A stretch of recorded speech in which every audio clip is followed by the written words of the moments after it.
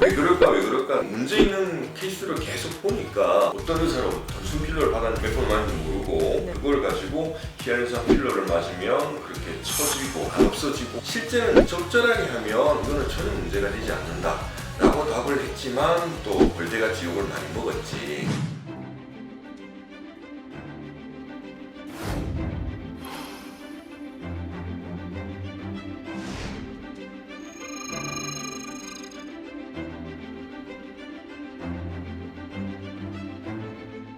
계속 찍고 있을 때 원장님 편하게 말씀하시는 게 좋은 것 같아요. 피부과사들이 늘 일반인들한테 얘기할 때 때밀지 말라는 얘기를 늘 얘기를 해. 왜냐하면 때밀고 나서 생기는 여러 가지 부작용들을 많이 보고 아토피 피부염이 있다든지 건성 피부염, 노인성 피부염이 있는 분들이 그렇게 때를 밀게 되면 그런 피부염이 굉장히 심해지고 건조함이 있어 심해지기 때문에 기존의 피부염이 악화되는 그런 게 있고 어떤 경우에는 뭐 심지어는 너무 심하게 때를 밀어가지고 생채기가 나고 피가 나고 그런 찰과상을 입을 정도로 세게 미는 경우도 있고 세 번째는 거기를 통해서 어떤 2차 감염이 돼서 오는 경우도 있고 그런 부작용들을 많이 보기 때문에 피부과 의사들은 때를 밀지 말라고 늘 얘기를 하지만 근데 가만히 생각해 보면 그거는 나는 어떤 통계학이 얘기하는 통계학에서 얘기하는 그거를 selection bias 선택 오차, 선택 편차라고 얘기를 하는데 이 전체적인 에서 통계 결과를 내는 게 아니라 어떤 한정된 소수 그룹만을 보는 거야.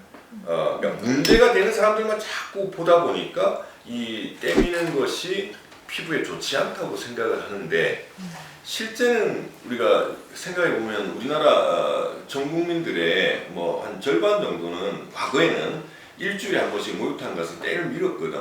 근데 그렇게 해도 별 문제 없이 다 잘 산단 말이야. 그런데 그걸 하지 말라고 해 피부과 의사들이. 왜냐? 그건 실렉션 바이어스라는 것 때문에 그런 건데. 그래서 내가 그거를 옛날에 서울대병원 피부과 임상 강사할 때 실험을 했어. 그래서 병원에 간호사들 20명을 데려놓고 내가 일주일에 한 번씩 때를 밀어줬어. 그래서 팔뚝에다가 이쪽에 5번, 10번, 20번 하나도 안 하고 같은 사람한테서 때를 밀어주고 나서 나중에 하고 난 직후에 피부의 어떤 보습도, 피부의 탄력도, 그리고 피부의 수분 소실 정도, 건조도 이런 거를 다 체크를 해봤거든. 하고 난 직후뿐 아니라 뭐 4주, 뭐 일주일, 한 달 이렇게 체크를 해봤는데 아무런 문제가 없었어. 아무런 문제가 없었는데 그래서 그걸 이제 학회 때 발표를 했더니 뭐 선생님들이 벌떼같이 일어나서 그래서 때를 밀어도 좋다는 말이냐고 서원 교수 이러면서 막 반박 얘기를 했어. 그래서 내가 이거는 문제가 있는 피부에는 때 미는 것이 좋지 않지만 건강한 피부를 가진 사람들한테 적절하게 하는 것은 오히려 피부 건강에 좋을 수 있다. 이게 마치 우리가 필링하는 효과처럼 필링도 약물을 발라서 하는 필링이 있지만 크리스탈 필링이나 다이아몬드 필링처럼 그런 게 결국은 나는 때밀이의 과학화라고 생각을 하거든. 그래서 그 일정한 두께, 일정한 압력으로 일정하게 벗겨내게 되면 이게 피부 표피세포를 자극해서 빨리빨리 표피세포가 턴오버가 되도록 노화된 세포가 빨리 탈락이 되고 새로운 세포로 교체가 되도록 하는 것을 자극을 주기 때문에 오히려 피부 건강에 좋을 수 있다. 근데 우리 피부과사들이 문제되는 환자들을 계속 보다 보니까 때미는 것이 피부에 좋지 않다고 얘기를 할 따름이지 실제는 적절하게 하면 이거는 전혀 문제가 되지 않는다 라고 답을 했지만 또 벌떼같이 욕을 많이 먹었지. 근데 나는 이것도 마찬가지다. 이 사람은 필러를 본인 스스로도 자기는 많이 해보지 않았다고 얘기를 하는 거고 결국은 자기가 이제 양악 수술이든 어떤 안면 수술을 하면서 하다 보니까 어떤 잘못된 케이스들이 나는 많이 봤을 것이다. 특히 필러 중에서도 녹지 않는 필러도 굉장히 많고 녹일 수 없는 필러도 많고 과거에 뭐 야매로 넣었던 파라핀 이런 것도 있고 또 녹일 수 있다고 주장하는 히알루론산 필러 중에서도 지속 기간을 오래 가게 하기 위해서 뭐 여러 가지 첨가물을 많이 넣는 것들 이런 것들은 이게 잘 안 녹는다고 안 없어진다고 그리고 그 주변으로 이 콜라겐 형성을 유도해서 마치 흉살같이 안쪽에 남아있는 그런 경우들이 이제 많이 있는데, 그런 문제 있는 케이스를 계속 보니까 필러를 하면은 그렇게 안 없어지고 무슨 뭐 복합체, 자가조직 복합체, 필러 복합체가 생긴다느니 그런 쪽으로 실렉션 바이어스, 잘못된 그런 오류에 빠지는 거지, 잘못된 편견에 빠져서 그렇게 인식을 하는 게 아닌가 그렇게 생각해요. 그래서 말이 좀 길었지만 아까 떼미는 습관이 피부에 안 좋다고 피부과들이 생각하는 것처럼 네네. 그것도 결국은 같은 원리로 그렇게 얘기를 하는 것 같고, 그런 편견을 좀 바로잡아 줄 필요가 있지 않냐. 많이 해본 의사가 그렇지 않다, 지난 20년 하면서 아직까지 안 누운 사람 한 명도 없고 처지는 사람은 못 봤고, 그리고 이 필러는 3D로 접근을 해서 깊은 곳에부터 밑에서부터 옹긋하게 올라와야지 전체적인 컨투어가 예쁘게 나올 수밖에 없는 건데, 그걸 얕게 넣어라 조금 넣어라 뭐 그렇게 해가지고는 제대로 결과가 안 나오고, 결국 그 얘기는 뭐냐면 자기가 필러를 안 해봤다는 얘기야.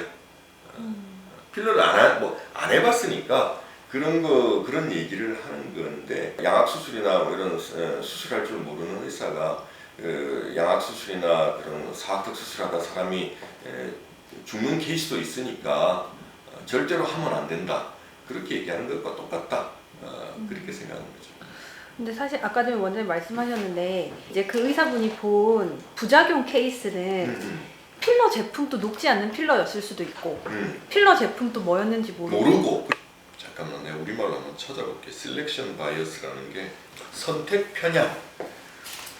그 우리말로는 선택 편향이라고 얘기를 하네.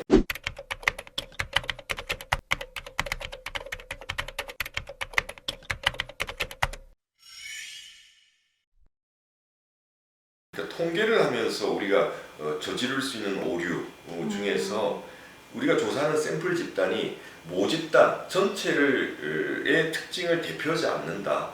그것이 이제 잘못된 결과를 추론할 수 있는 건데, 그래서 편향성과의 싸움이거든. 바이어스라고 해. 바이어스.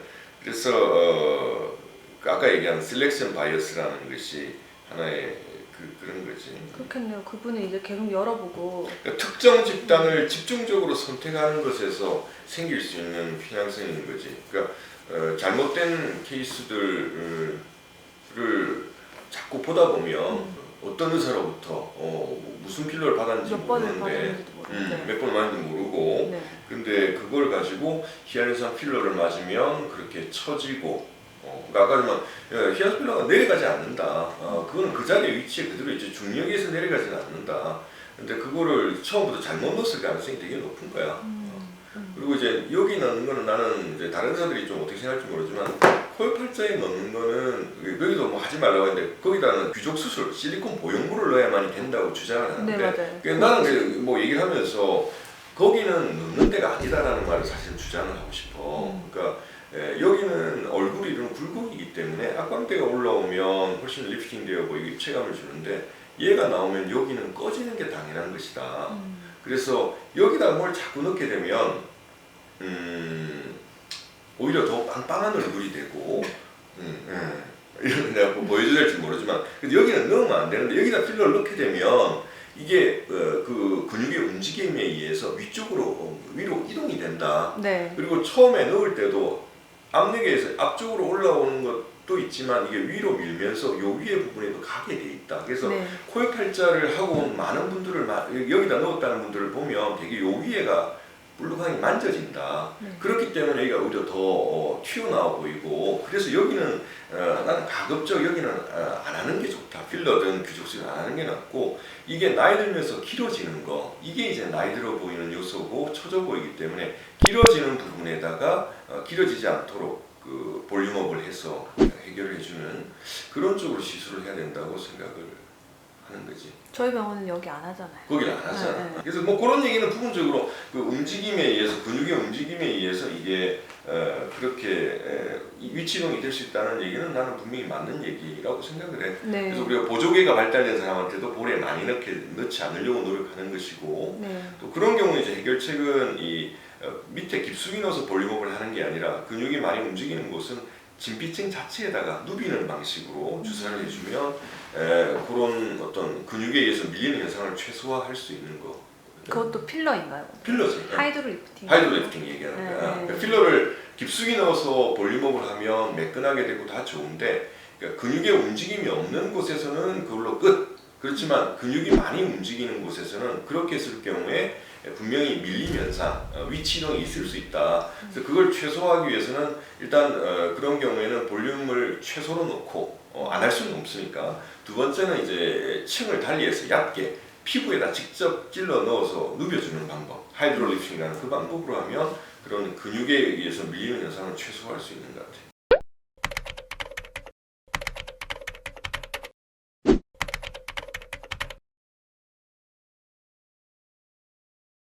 거기서는 악광대, 턱, 그다음에 콧등에도 맞지 말라고 하거든요. 콧등 그것도 뭐 퍼진다는데 그렇지 않거든.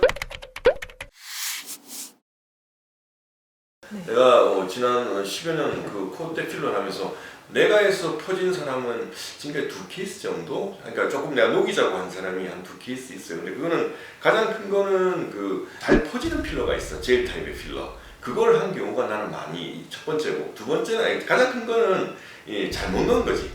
너무 많이 넣었어. 콧대 베이스에 비해서 콧대 폭이 0.6 이하로 작아야 되는데, 좁아야 되는데 이걸 자꾸 높게 하다 보니까 이게 압력이 위로만 올라오는 게 아니라 이 좌우로 퍼지면서 이게 너무 넓어지는 거지. 그래서 처음에 너무 많이 넣은 경우하고, 두 번째는 그 잘 퍼지는 히알루론산, 특히 젤 타입의 필러를 쓴 경우에 시간이 지나면서 불어나면서 퍼진 경우, 그 두 가지지. 내가 그 사용하고 있는 그걸로는 뭐 지금까지 퍼져서 녹이자고 내가 녹이자고 한 사람이 딱 한 분 정도 있는 것 같아요. 확률적으로는 뭐 1%도 안 되는 확률이죠.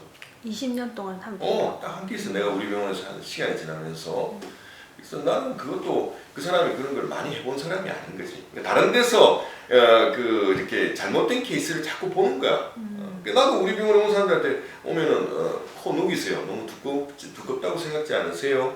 물어보면 다 그렇대. 이게 처음부터 그랬어요? 아니면 시간이 지나면서 그러니까 두 개 다 그래. 처음부터 좀 두꺼웠는데 그냥 좀 시간이 지나면 좋아지려니 생각했는데 오히려 시간이 지나면서 더 벌어지더라는 게, 더 두꺼워지더라는 거지. 다른 부위와 달리 이런 데는 피부가 두껍기 때문에 오히려 이게 불어나면 오래가고 좋지만, 이 콧대 같이 피부가 얇은 곳은, 뼈하고 피부밖에 없는 그런 곳에서는 이게 딱 제대로 하지 않으면 이게 시간이 지나면서 그 물을 흡수하면 더 불어나게 돼 있거든. 안 없어진다고 해서 코 필러는 적어도 5년에서 10년 나기 때문에 잘못된 경우는 빨리 즉시 교정을, 녹이는 걸로 교정을 해줘야 되는데, 뭐 시간이 지나면 히알루론산 필러가 없어진다고 생각을 하니까 그대로 둔 거지. 그대로 뒀는데 결과적으로 점점 더 벌어지는, 그래서 내가 이제 녹이라고 하는 그런 경우들을 많이 봤어요. 그러니까 본인이 그런 걸 해보지 않고 그냥 자꾸 그런 이상한 케이스를 보니까 콧대 필러는 하면 안 된다, 잘못 생각하는 거지. 처음에 주입할 때 잘못 주입했을 경우 가능성이 나는 제일 크고, 나는 우리 병원에서 밑으로 오면 항상 나를 만져보면 내가 주입한 게 보면 여기하고 본인한테 만져보게 한다고. 여기 보면 이렇게 자기 지방이 있잖아요. 거기 부분은 일단 만져보면 질감이 다른데, 여기 넣은 거는 내가 넣은 게 그대로 밑으로 내려와서 여기 밑으로 내려오고, 한 번도 나는 그런 경험을 저도 한 번도 그런 적이 없어요. 그거는 잘못 넣은 것이 나는 가장 큰 원인이고, 다만 그 부분에서 이제 우리가 생각할 부분은 이런 게 있어. 아까 얘기했지만 얼굴이 큰 사람, 그 다음에 광대가 큰 사람, 볼살이 많은 사람, 이런 사람들은 필러가 적합치 않다고 내가 생각하는 이유는, 광대가 크고 여기 자기 지방도 많고 이런 사람이 인지한 주름이 있다고 해서 거기다가 필러를 넣게 되면 자기 지방, 볼살이랑 광대랑 연결이 돼서 전체적으로 굉장히 크게 느껴지는 거지. 그래서 그거는 근본적으로 그렇게 광대가 크고 볼살이 많은 사람을 하게 되면 얼굴이 빵빵해 보인다는 거는 알고 있어야 되고, 그래서 그거를 그런 분들은 이제 어떻게 보면 필러가 좀 적합하지 않다, 그렇게 얘기할 수도 있고, 단지 이제 뭐 그런 걸 막기 위해서 자기 그 지방을 줄일 수 있는 방법들, 뭐 지방 흡입을 나는 먼저 권한다든지, 아니면 그 지방 분해 주사, 그런 걸 먼저 해서 사이즈를 줄여놓고 그 다음에 필러를 하면 그렇게 빵빵한 느낌을 좀 줄일 수 있어요. 그러나 그렇지 않은 사람, 필러하면 진짜 입체감도 생기고 생기 있어 보이고 어려 보이고 굉장히 좋죠. 그러니까 기존에 얼굴이 크고 광대가 크고 볼살이 많은 사람은 조금 필러를 했을 때 그런 빵빵한 것에 대해서 좀 미리 생각을 하고 뭐 안 하거나 아니면 나는 조금이라도 나는 볼륨이 생겨서 빵빵한 거가 원하지 않는다 그러면 아예 그냥 필러를 안 하는 것도 방법이고 아니면 뭐 최소한 뭐 지방을 줄이는 흡입을 하거나 지방 분해 주사 같은 걸 몇 번 해서 사이즈를 줄여 놓은 다음에 그런 필러를 하는 게 낫지 않나. 그래서 어떻게 보면 그런 분들은 어떤 게 더 싫으냐의 문제로 선택을 해야 돼요. 우리가 차선책을 선택하는 것도 뭐 방법이지만 우리가 그렇게 되지 않을 때는 차악을 선택하는 것도 나는 방법이라 생각해요. 인생을 살면서 우리가 뭐 어느 게 더 싫으냐, 내가 얼굴이 커지는 게 더 싫으냐, 울퉁불퉁한 게 더 싫으냐를 본인이 고민을 해가지고 내가 얼굴이 크고 볼살이 많은 사람인데 나는 조금이라도 이 볼륨이 생기는 거 원하지 않는다 그러면 필러 시술을 하면 안 되고 근데 거꾸로 나는 볼륨이 커지는 것도 싫지만 얼굴이 울퉁불퉁해서 나이 들어 보이고 처져 보이는 게 더 싫다고 하면 그런 거 볼륨을 최소로 좀 넣는 거죠. 그러면 좀 울퉁불퉁한 걸 개선을 할 수 있으니까. 그래서 그거는 얼굴이 크거나 광대가 크지 않은 사람은 나는 뭐 얼굴이 더 커진다든지 그런 건 걱정 안 해도 된다고 생각합니다. 그리고 마지막으로 턱끝.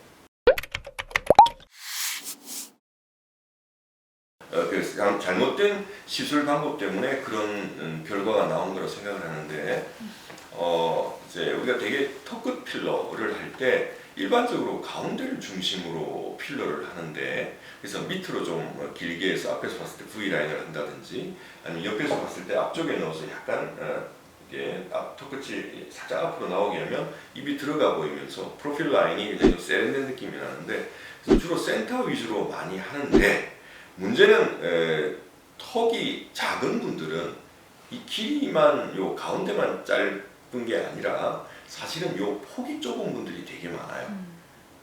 그런 경우에 이 좌우 폭, 턱의 양 라인을 보강하지 않고 요 센터 위주로만 딱 하다 보면 그냥 이렇게 얼굴형에 맞지 않게 마치 그 이집트 투탕카멘 조각상처럼 이런 얼굴이 되는 거예요. 실제 이렇게 해서 다니는 분들이 꽤 많아요.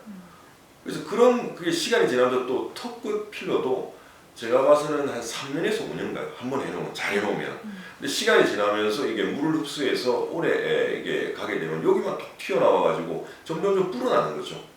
그럼 처음부터 잘못되어 있는데 톡 튀어나와 있었는데 그 시간이 지나면서 이게 많이 이제 더 길어지고 더 밑으로 튀어나와 보이고 이상한 얼굴이 되는 거죠. 그러니까 근본적으로 시술이 잘못됐다. 그 사람의 얼굴형에 맞게 여기뿐 아니라 좌우로 같이 보강을 해야 되는데 되게 이제 여기만 보강을 하고 끝나다 보니까 그 얼굴형에 맞지 않는 이상한 얼굴, 울퉁불퉁한 얼굴, 약간 툭 튀어나온 얼굴이 되는 거죠. 근데 그게 시간이 지나면서 턱끝 필러가 오래 가니까 물을 흡수하면서 더 이렇게 좀 이상한 형상으로 되니까 뭐 그래서 턱끝 필러를 하면 얼굴이 길어 보인다 뭐 그런 얘기가 나오는 것 같아요. 근데 그거는 얼굴형에 맞게 해야 되고 턱끝 필러는 사실 이제 하면 안 되는 분들은 전체적으로 얼굴이 긴 분이라든지 턱이 긴 분들 그런 분들은 사실은 하면 안 돼요. 사람의 얼굴은 이제 가로 세로의 비율로 느껴지는데 이 턱끝 필러를 한다는 것 자체는 세로를 길게 하는 거거든요. 그러면 얼굴이 길어 보일 수밖에 없어요. 그래서 얼굴형이 동그랗거나 네모나거나 턱 자체가 약간 U자형으로 된 분들한테 포인트를 주는 거 그런 거는 굉장히 좋은데 본인이 평소에도 좀 얼굴이 좀 길어서 고민이신 분들이나 좀 이렇게 좌우가 조금 앞뒤로 긴 얼굴을 서양인들 같은 그런 형 사람들한테는 이 턱끝 필러를 하는 게 맞지 않다고 생각되고 물론 이제 턱끝 필러를 이제 밑으로 길게 하는 경우가 있고 앞으로 넣어서 옆에서 봤을 때 나오게 하는 입체감을 주는 건데 앞으로 넣어서 하는 거는 그건 뭐 해도 되지만 이렇게 얼굴이 길어 보이는 분들한테 밑으로 해서 V라인을 하는 건 아닌 것 같아요. 결국은 이제 개개인의 얼굴형에 맞는 제대로 된 시술이 돼야 되는데 대개는 그냥 병원에 가서 그냥 나 오늘 코에 팔자 하고 싶어요 뭐 오늘 턱끝 하고 싶어 하면 그냥 원하는 대로 거기에 뭐 1cc 뭐 2cc 그렇게 넣다 보니까 그런 얼굴형에 맞지 않는 이상한 결과가 나오고 길어 보이고 울퉁불퉁하고 그런 것 때문에 턱도 필러를 하지 말라 그런 얘기들이 나오는 것 같아요. 그렇게 필러를 좀 안전하게 부작용 없이 예쁘게 잘 받으려면 어떤 병원을 선택을 해야 할까요?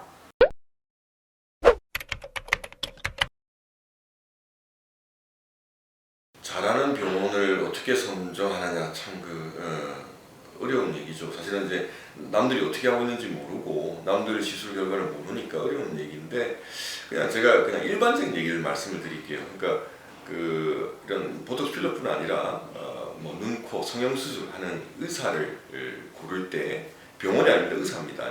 의사를 고를 때 기준은 제가 뭐 서울에서 제가 잘하는 소개를 해달라면 제가 눈은 어디가 잘하고요, 코는 어디가 잘하고요, 어디 가세요, 이 안면거상은 어디 가세요, 그렇게 말씀을 드리는데 지방에서 만약에 수술을 받고 싶어 하시는 경우에는 제가 기준을 얘기를 합니다.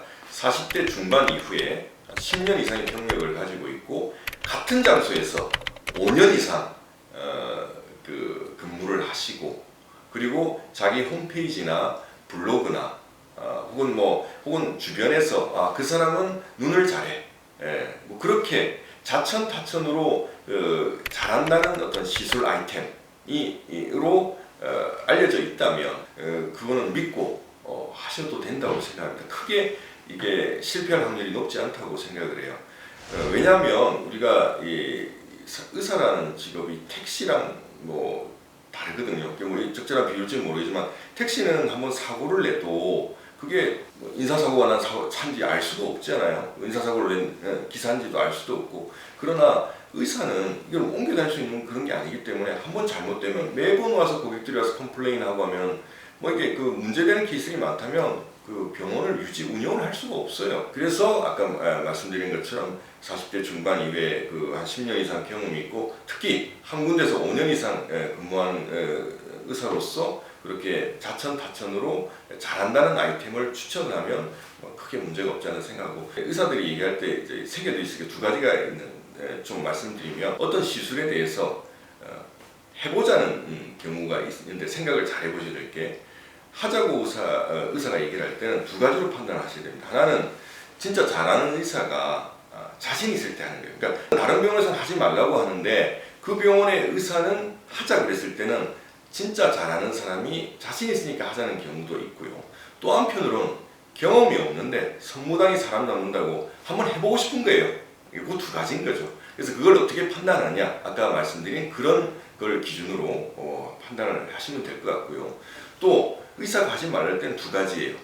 하나는 진짜 그 고수가 문제가 있으니까 하지 말라고 얘기를 하는 것이고요. 또 하나는 자기가 잘 못하면 하지 말라 그래요.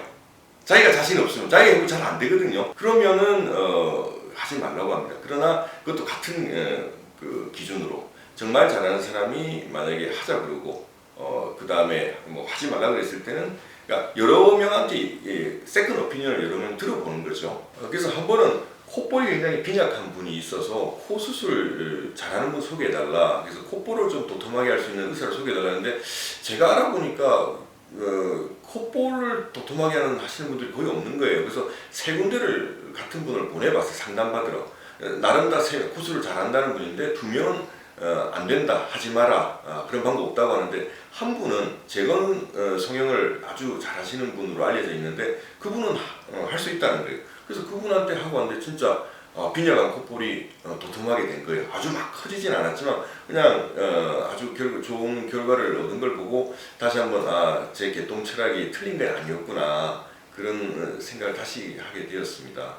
그래서 잘한다고 알려진 사람이 하자고 권할 때는 하셔도 된다 고 생각을 합니다. 그래서 뭐 이건 또 뭐 제 하는 일과 연관을 지어서 말씀드리면 최근에 다른 병원에서 합광대에다가 필러를 하시고는 그 다음에 눈 밑에 꺼짐, 눈 밑 꺼짐은 안 하시고 그 병원에서 안 하고 저한테 와서 눈 밑 꺼짐을 하시는 분들이 꽤 많이 늘었어요. 그래서 왜 거기서 하시지 왜 그러시냐 이렇게 여쭤보면 그 병원에서 하면 안 된대요.